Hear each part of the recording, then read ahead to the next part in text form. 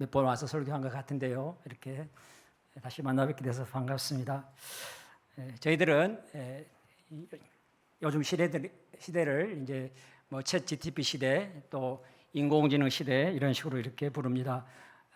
우리들은 모든 필요한 정보들을 대부분 인터넷을 검색해서 이렇게 취득합니다. 또 오늘 우리 시대를 포스트 모던 시대, 그다음에 이제 또 요즘 새로운 용어가 등장했는데 메타 모더니티 시대라고 이렇게 말합니다. 이것은 이제 모더니티와 그다음에 포스트 모더니티의 어떤 부분적인 부분만 받아들이고 그의 모든 것들을 다 이렇게 배쳐가는 그런 시대라고 말할 수 있습니다. 특별히 그 2016년에 그 옥스퍼드 사전에 그 올해의 단어로 탈진리를 이렇게 선정했습니다. 포스트 트루스라고 하는 것입니다.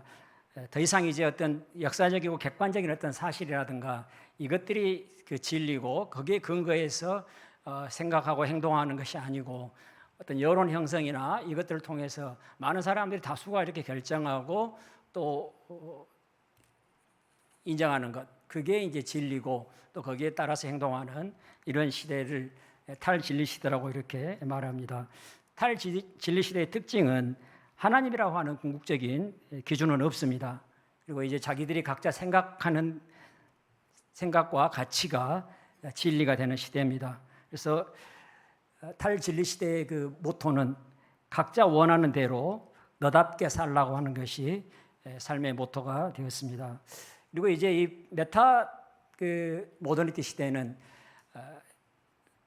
모더니티의 어떤 그 절대 진리 이것들을 받아들이면서도 그러나 그걸 절대적으로 받아들이는 것이 아니고 어떤 부분에서는 이게 맞고 또 이렇게 해야 되고 또 다른 영역에서는 그건 나와 상관없어. 그것은 틀린 거야. 이런 식으로 생각하는 요즘 말하는 그 선택적 정의 이런 부분에서는 굉장히 막 붕괴하고 화를 내지만은 또 다른 적인 부분에서는 그냥 그게 뭐 그거 괜찮아 뭐 얼마든지 그럴 수 있어 이런 식으로 생각하는 이게 이제 그 메타 모더니티 시대의 특징입니다.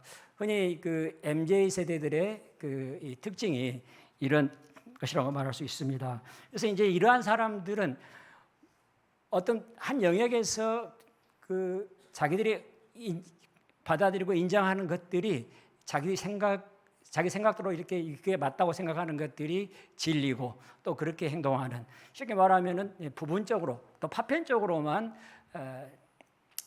자기 생각의 기준에 맞는 것만 받아들이고 그것들을 인정하고 행동하는 이런 시대를 메타 내러티브 시대라고 이렇게 메타 모더니티 시대라고 이렇게 부르고 있습니다.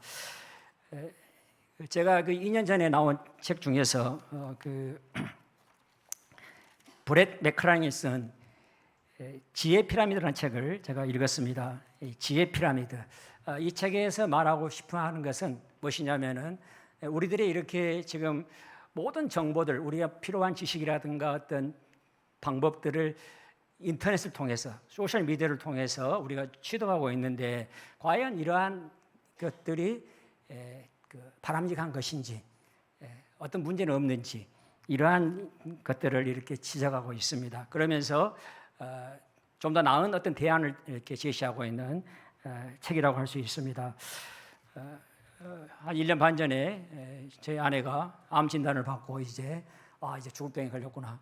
병원에 예약을 해야 되는데 한참 시간이 많이 뭐 걸리니까 이제 혼자 자기가 무슨 병에 걸렸는지 이건 앞으로 어떤 증세가 있고 어떻게 이것들을 치료해야 되고 또 치료한 후에는 어떤 결과가 나타나고 온통 이것들에 대한 이제 궁금하잖아요. 그래서 휴대폰을 켜놓고 그 정보만 열심히 이렇게 보고 있고 하는 것들 제가 보았습니다.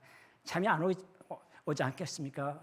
암이 걸렸는데 그래서 이제 밤새도록 나는 자고 있는데 밤새도록 스마트폰 켜놓고 공부하는 것들을 제가 이렇게 이제 거의 박사가 다 됐어요. 그 부분에.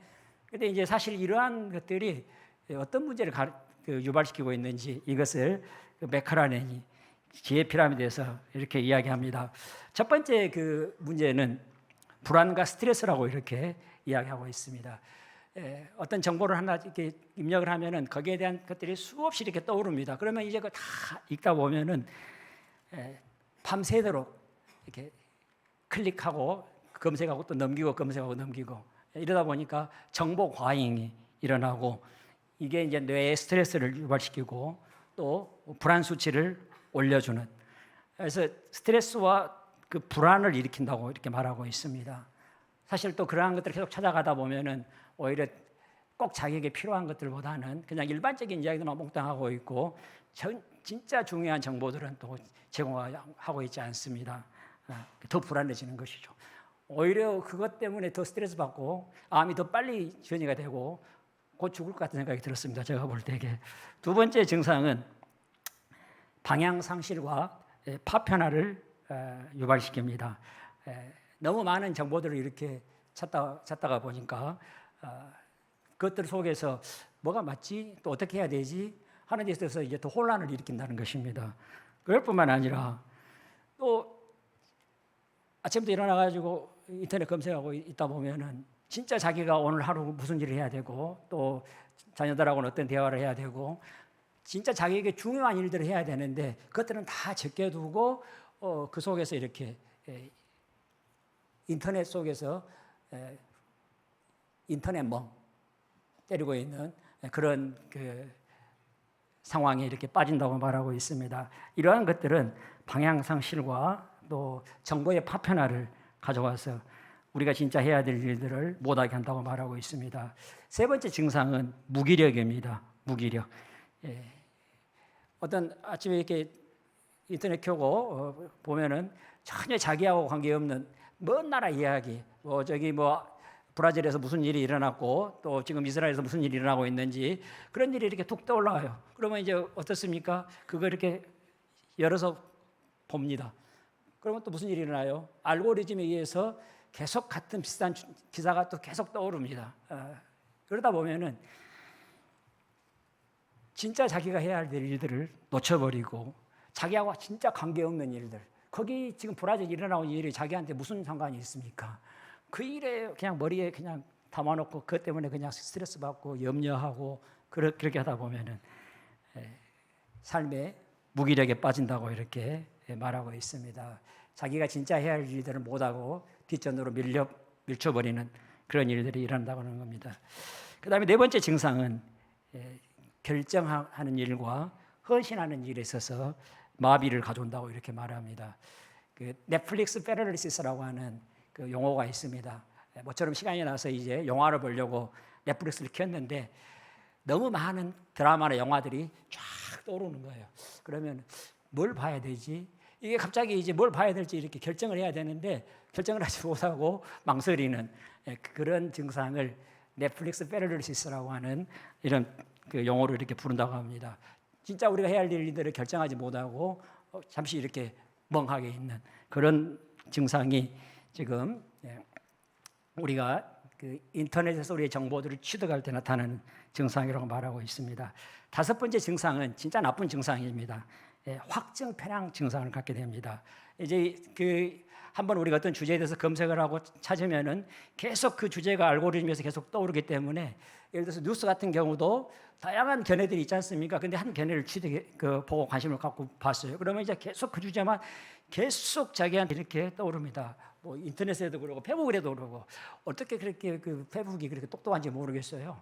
무슨 물건 하나 이렇게 딱 관심 갖고 보잖아요. 그러면 계속해서 그것만 올려줍니다.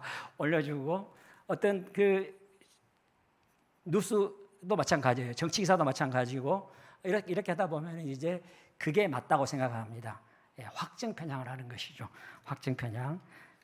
이러한 것들을 통해서 결론적으로 그 브라켄이 하는 말이 이런 말입니다. 정보 과잉으로 우리는 스트레스를 받고 무감각해지며 방향을 잃으며 산만해지고 무기력해진다고 하는 것입니다. 그리고 무질서가 우리를 지배하게 된다고 이렇게 말하고 있습니다. 우리는 이제 이러한 것들이 어떤 그 습관으로 나타나자면은 너무 많이 먹습니다. 너무 빨리 먹습니다. 입맛에 맞는 것만 먹습니다. 이것은 그냥 음식 먹는 이야기가 아닙니다. 인터넷을 통해서 우리가 취득하는 필요한 정보들을 먹는 습관을 이렇게 말합니다. 너무 많이 먹습니다. 너무 빨리 먹습니다. 입맛에 맞는 것만 먹는다고 이렇게 말하고 있습니다. 프라케는 이렇게 이야기합니다. 정작 우리에게 필요한 삶의 지혜는 그 속에서 찾지를 못하게 되고 또 가장 중요한 그런 지혜들을 놓치게 된다고 이렇게 말하고 있습니다. 그래서 그 맥클라렌이 제시하는 대안이 있습니다. 그 대안은 책 제목이 지혜의 피라미드지 않습니까? 그래서 가장 밑에 층은 진리의 보고인 성경을 통해서 우리의 지식을 취득하고 그 다음에 그 진리들을 고백하고 공유하고 있는 교회 공동체, 교회를 통해서 그 진리를 받아들이고 그 이후에 이제 자연, 책, 그 다음에 예술, 그리고 맨 위에가 인터넷, 소셜 미디어 이렇게 되어 있습니다. 그런데 우리는 사실 이제 이걸 역 피라미드로 바꿔가지고 정보를 취득하고 있는 것이죠. 그래서 지금 그 맥클라렌이 주장하는 이것들을 통해서 보면은 오늘 제가 여러분들과 함께 나누고자 하는 이 본문의 말씀하고 굉장히 일치합니다. 오늘 우리 사도 바울이 지금 우리에게 주는 이 말씀을 보면은 우리가 진짜 우리 삶에 필요한 지혜, 정보를 우리가 어디서 어떻게 취득하고 살아야 되는지 하는 부분을 이 믿음의 공동체와 연관해서 말씀하고 있습니다. 사도 바울은 첫 번째 오늘 본문에 보시면은 믿음의 공동체가 지혜를 나누는 공동체가 되기 위해서는 우리 각자와 공동체가 그리스도의 말씀에 풍성히 거해야 한다고 이렇게 말씀하고 있습니다. 16절에 이렇게 말합니다. 그리스도의 말씀이 너희 속에 풍성히 거하여 이렇게 말합니다. 이 그리스도의 말씀은 사도 바울이 말하고 있는 이 그리스도의 말씀은 그리스도께서 선포하신 메시지, 복음을 가리킵니다. 성경을 가리킨다고 말할 수 있습니다. 그리스도의 이 성경 말씀이 우리 속에 풍성하게 거한다고 하는 말이 무슨 말일까요? 그리스도의 말씀이 우리 속에 풍성하게 거한다고 하는 말이 말씀을 외우라는 말일까요? 아니면은 무슨 말일까요? 우리가 이 말씀을 좀 의미를 살펴보기 위해서 에베소서 5장 그 말씀을 살펴볼 필요가 있습니다. 에베소서 5장 15절 18절에 보면은 이 본문하고 아주 유사한 본문이 있습니다. 이 에베소서와 골로새서는 사도 바울이 같은 시기에 쓴 편지입니다. 로마 감옥에 있을 때에 사도 바울이 그 에베소서, 빌립보서, 골로새서, 그다음 빌레몬서를 써서 보냈습니다. 그래서 그 네 서신을 옥중서신이라고 부릅니다. 거기 그 에베소서 5장 15절 18절에 보면은 오늘 바울이 여기서 말하는 그리스도의 말씀이 너희 속에 풍성하게 하라는 그 말을 조금 자세하게 풀어서 이야기합니다. 제가 읽어드리겠습니다. 에베소서 5장 15절 18절입니다. 그런즉 너희가 어떻게 행할지를 자세히 주의하여 지혜 없는 자같이 하지 말고 오직 지혜 있는 자같이 하여 세월을 아끼라 때가 아가니라. 그러므로 너희는 그러므로 어리석은 자가 되지 말고 오직 주의 뜻이 무엇인가 이해하라. 술 취하지 말라. 이는 방탕한 것이니 오직 성령으로 충만함을 받으라. 이 말씀은 에베소라고 하는 그 도시에 사는 사람들에게, 거기 사는 그리스도인들에게, 에베소는 그 아데미 여신이라고 하는 당시의 그 풍요의 여신입니다. 다산의 여신이고 그 여신을 아주 성대하게 섬겼던 그 도시입니다. 그리고 그 에베소에 사는 사람들은 매년 3, 4월이면은 그 아데미 여신 축제를 합니다. 축제를 하고 그 소아시아의 대부분의 사람들이 와가지고 거기서 이렇게 그 축제를 즐기고 참여하고 그러다 보니까 에베소는 그 종교 산업이 이렇게 발달하면서 경제가 잘 돌아간 도시입니다. 그런데 바울이 이곳에서 복음을 전했습니다. 사도행전 18장, 19장에 보면 나타나고 있습니다. 그곳에서 복음을 전할 때에 사도 바울이 그 두란노 소원이라고 하는 곳에서 2년 동안 하나님 말씀을 전합니다. 매일 강론했다고 이렇게 말하고 있습니다. 그 두란노 소원은 그냥 이게 강연장이거든요. 그곳을 이렇게 빌려서 그곳에서 하나님 말씀을 전했는데 매일 하나님 말씀을 전했다고 말합니다. 사도 바울은 그때만 해도 천막 만드는 일을 브리스길라 아굴라와 함께 동업하면서 일을 했습니다. 그리고 이제 그 속에서 시간을 내 가지고 하나님 말씀을 전했는데 언제 매일 전했을까? 되게 이제 학자들은 그렇게 말합니다. 이 주중에는 점심 시간 다음에 낮잠 자는 시간이 있습니다. 그래서 오전 11시부터 한 4시까지가 밥 먹고 잠자는 시간이라고 말합니다. 그 시간을 내 가지고 식사하고 하나님 말씀을 가르친 것입니다. 그러니까 매일 가르쳤으니까 거의 한 하루에 한 3-4시간 정도는 하나님 말씀을 가르쳤어요. 그거 한번 생각해 보십시오. 어마어마한 그 많은 메시지를 하나님 말씀을 가르친 것이죠. 그리고 그 결과가 어떻게 나타났을까 하는 것을 우리가 살펴볼 필요가 있습니다. 사도행전 19장 20절에서 이렇게 말합니다. 이와 같이 주의 말씀이 힘이 있어 흥왕하여 세력을 얻으니라. 이렇게 말합니다. 사도 바울이 2년간 가르친 이 결과를 누가는 주의 말씀이 힘이 있어 흥왕하여 세력을 얻었다. 이렇게 표현하고 있습니다. 오늘 이 말씀과 골로새서의 그리스도의 말씀이 너희 속에 풍성하게 거하게 하라 하는 말씀과 우리가 좀 연결지어 생각을 볼 필요가 있습니다. 그리스도의 말씀이 우리 속에 풍성하게 거한다고 하는 것은 사도행전의 그 말씀으로 보면은 그리스도의 말씀이 우리 삶을 지배하고 우리 삶을 바꾸어가는 그런 열매를 맺게 하는 말씀의 열매를 맺게 하는 그 일을 지금 말하고 있다고 볼 수 있습니다. 다시 그 사도행전 19장에 가서 보시면은 이 말을 하기 전에 무슨 일이 있었냐면은 그 에베소에 사는 마술을 하는 사람들이 마술책을 함께 모아서 불살랐습니다. 여기에 마술하는 사람들은 오늘 우리가 생각하는 마술사처럼 그 눈속이 많은 그런 사람들이 아닙니다. 이 사람들은 오늘날로 말하면 무당들입니다. 어떤 영적 존재하고 이렇게 신접해가지고 교류하면서 우리 인간의 그 생사화복을 이렇게 알려주는 그런 역할을 하는 사람이 여기서 말하는 마술사입니다. 이 마술사들의 그 마술책에는 그런 것들이 들어있는 것입니다. 요즘 우리 그 무당들한테 가면 부적 써주지 않습니까? 그것처럼 지금 그 마술책에는 그 생사화복에서 그것들의 필요한 주문들을 기록해놓은 책입니다. 그러니까 비싸겠죠. 은 5만 양이라고 했으니까 이 5만 양의 그 양은 노동자 138명이 1년 동안 일해야 벌 수 있는 돈이라고 말합니다. 그러니까 어마어마한 이 경제적 그런 손실을 각오하고 그 책을 다 불태우고 예수를 믿게 된 것이죠. 그들의 삶이 완전히 바뀌었다고 하는 것입니다. 그 일이 지금 사도 바울은 그리스도의 말씀이 우리 속에 풍성하게 거하게 된 것으로 이렇게 말하고 있는 것입니다. 그리스도의 말씀이 풍성하게 거할 때에 다시 에베소서 5장으로 와서 보시면은 사도 바울은 그 풍성하게 거하게 하는 그 삶을 위해서는 우리 삶 속에서 우리가 그냥 그 인터넷 검색하고 멍 때리고 있는 그러지 말고 우리의 모든 순간 속에서 주님이 기뻐하시는 뜻이 무엇인지 주의 뜻이 무엇인지를 분별하고 그 일을 위해서 최선을 다하고 그 일을 하라고 이렇게 말하고 있습니다. 그렇게 사는 삶이 에베소의 그 믿지 않는 사람들이 사는 어리석은 삶을 따라 사는 것이 아니고 그 다음에 술 취한 삶이 아니고 성령으로 지배받으면서 살아가는 삶이라고 이렇게 우리에게 말씀하고 있는 것입니다.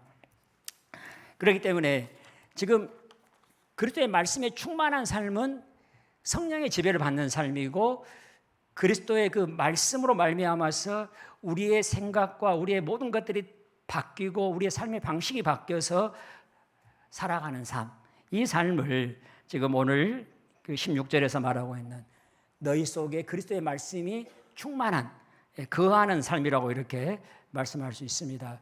초대교회는 믿음을 어떻게 정의했냐면은 습성, 기질 이렇게 정의했습니다. 그 라틴어로 그 하비투스라고 하는 이 단어인데 습성, 기질, 믿음이 습성, 기질이라고 하는 것입니다. 우리는 흔히 믿음 그러면은 예수 그리스도가 하나님의 아들이고 우리의 이 메시아라고 하는 이런 그냥 우리의 그 신앙의 어떤 고백 내용 이 정도 생각할 수 있습니다. 우리 믿음 그러면 우리 머릿속에 있는 그냥 우리 생각으로 생각할 수 있습니다. 그런데 그게 아니고 그리스도가 하나님의 아들이고 메시아라고 하는 이 사실이 우리의 삶 전체를 바꾸어 가지고 우리도 그냥 그 모르게 자연스럽게 우리 삶에 그게 배어서 나타나는 것, 이것을 믿음, 이렇게 정했다고 하는 것입니다.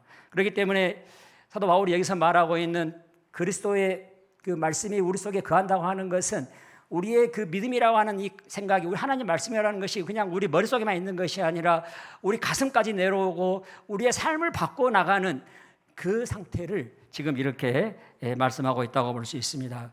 미국 그 캘빈 컬리지의 철학과 신학을 가르치는 제임스 스미스라고 하는 이 그 학자가 하나님 나라를 욕망하라고 하는 책을 썼습니다. 하나님 나라를 욕망하라. 욕망하라고 하는 말이 참 재미있는 단어입니다. 그렇지 않습니까? 욕망은 우리의 식욕이라든가 어떤 우리의 그런 그 우리도 모르게 그 무의식 속에서 나오는 것들이죠. 여러분 배고픈 거 여러분 의식해서 합니까? 그냥 갑자기 그냥 우리가 그 무의식적으로 우리가 느끼는 것이죠. 근데 하나님 나라를 그렇게 욕망하라고 이렇게 말합니다.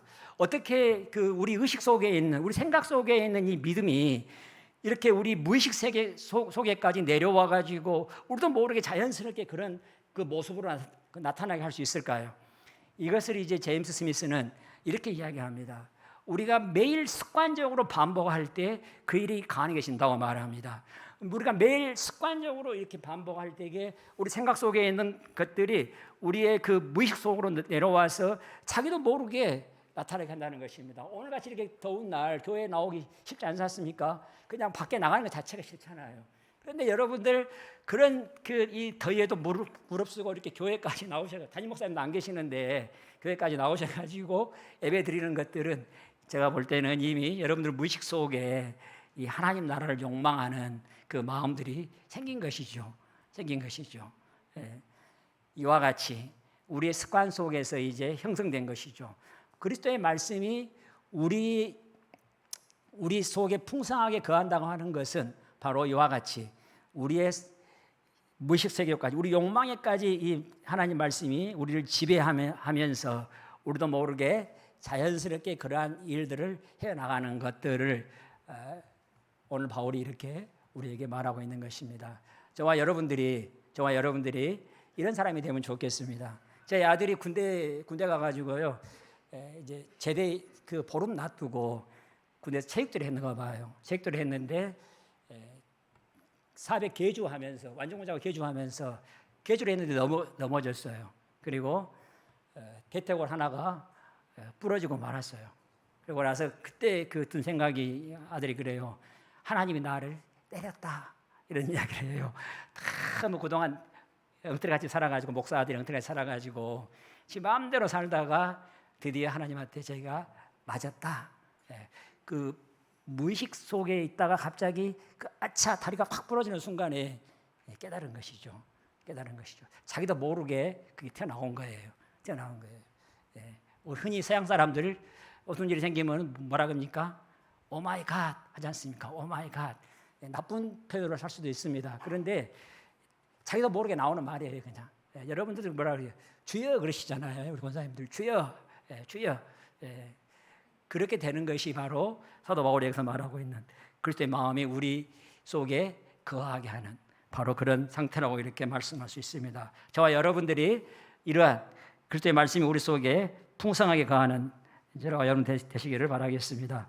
두 번째로 이렇게 그리스도의 말씀이 풍성하게 거할 때에 무슨 일이 생길까요? 두 번째 것은 지혜가 생깁니다. 지혜. 그래서 바울은 이렇게 이야기하고 있습니다. 다시 보시면은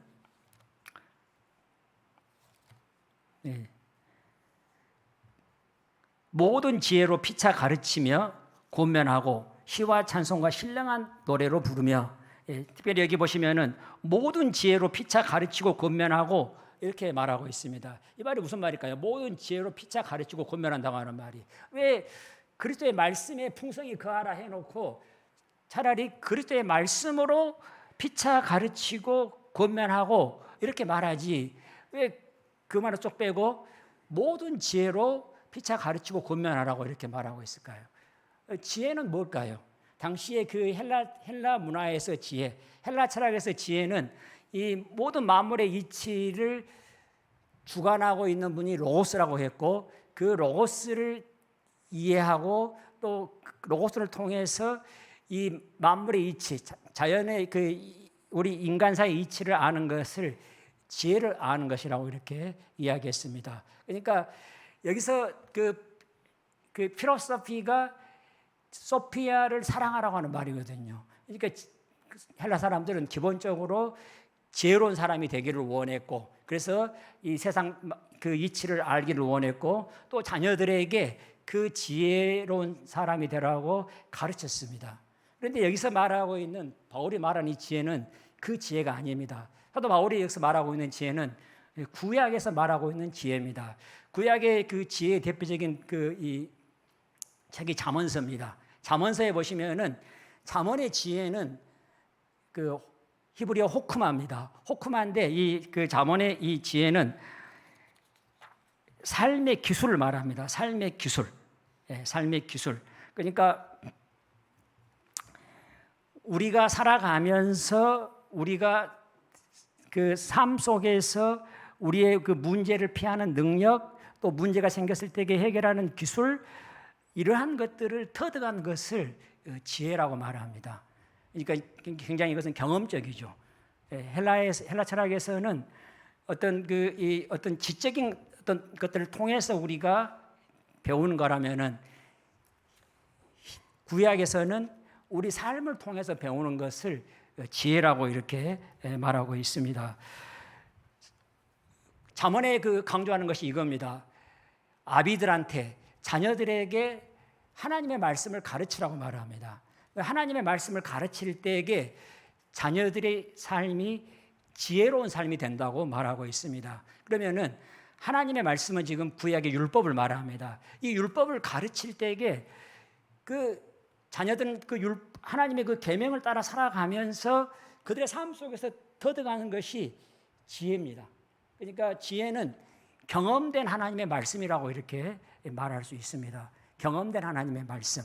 이게 지금 여기서 말하는 바울이 말하는 지혜입니다. 그러니까 저희들이 그리스도의 말씀이 우리 삶 속에서 우리 삶을 완전히 지배하는, 우리 삶의 방식을 바꿔놓는 그런 말씀에 대해서 우리 삶의 방식이 그리스도의 삶을 따라 살아가게 될 때에 우리는 뭘 깨닫게 돼요?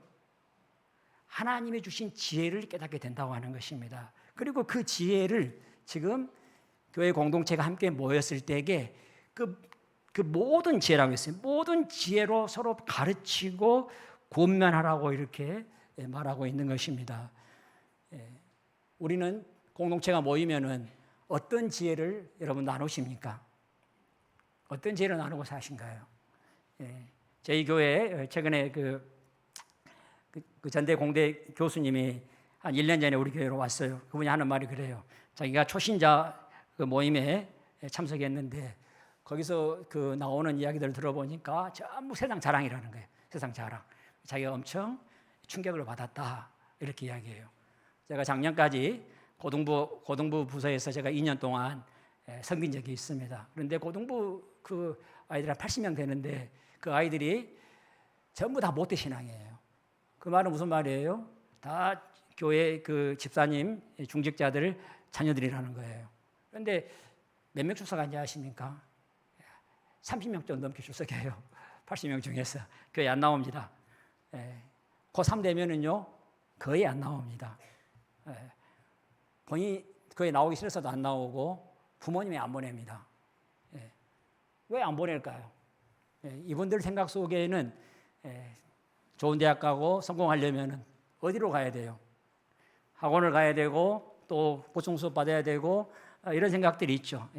그들의 생각 속에는 세상 사람들이 만들어 놓은 그 지혜의 길, 그 길로 이렇게 가야만 성공할 수 있고 좋은 대학 가고 좋은 직을 가질 수 있고 이렇게 생각하는 것이죠. 그것은 세상 지혜입니다. 세상 지혜. 세상 지혜고 사도 바울이 여기서 말하고 있는 이 하나님의 지혜는 우리가 그렇게 안 살아도 우리가 믿음으로 살아도 믿음으로 일을 했는데 이 속에서도 하나님이 은혜가 있었고 하나님이 길을 여셨고 또 이렇게 살다 보니까 정말로 되는 일도 없고 안 돼도 내가 그래도 이게 믿음의 길이라고 생각하고 갔는데 그럼에도 불구하고 하나님이 이곳에서 은혜를 베푸셨다고 하는 거예요. 바로 그 지혜를 지금 나누라고 이렇게 말씀하고 있는 것입니다. 이 지혜를 나누는 일은 무슨 일이 일어나냐면은 세 번째로 보시면은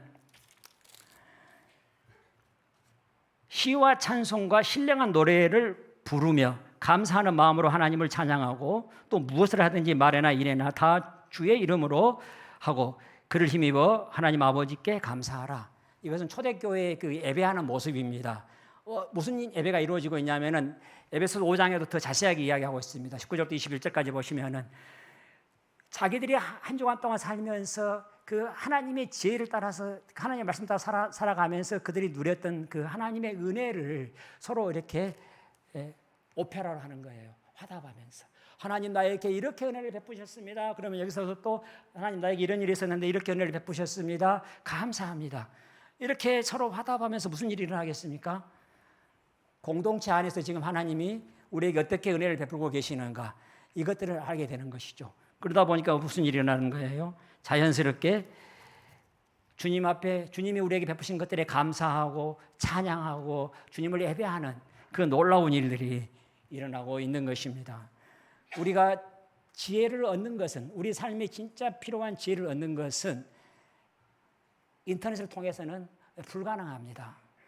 우리가 진짜 지혜를 얻는 것은 여러분들의 삶 속에서 여러분들이 그리스도의 말씀을 따라 살아가면서 그 깨닫는 것들 이것들을 여러분들이 나누어 주셔야만 비로소 우리 공동체가 지혜를 얻게 되고 그 지혜를 따라서 우리가 믿음으로 살아갈 수 있게 되는 것입니다. 그리고 온 공동체가 이 속에서 진짜 하나님께 감사하고 하나님을 예배할 수가 있는 것입니다. 오늘 제가 바라보기에는 중동교회가 그리스도의 말씀에 충만해지고 그 다음에 말씀을 통해서 깨달은 그 모든 지혜를 함께 나누면서 하나님을 예배하는 그런 복된 공동체가 되시기를 소망합니다. 함께 기도하시겠습니다. 하나님 감사합니다. 우리를 귀한 믿음의 공동체로 부르시고 하나님 우리 안에 그리스도의 말씀이 충만하게 거하며 모든 지혜를 함께 나누며 하나님을 예배하는 복된 믿음의 공동체 중동교회 되도록 은혜 베풀어 주시옵소서. 이 모든 말씀 예수님의 이름으로 기도합니다. 아멘.